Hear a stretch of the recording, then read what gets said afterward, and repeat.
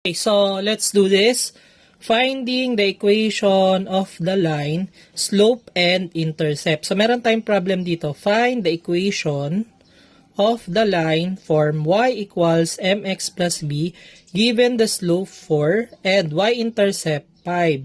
So alam naman natin yung slope-intercept form natin, that is y equals to mx plus b.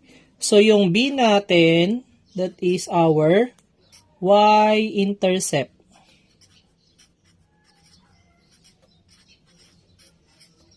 And our m is slope. Okay. So, meron tayong given na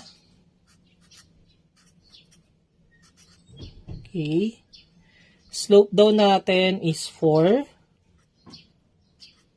Then, ang y-intercept natin, that is letter B, that is 5.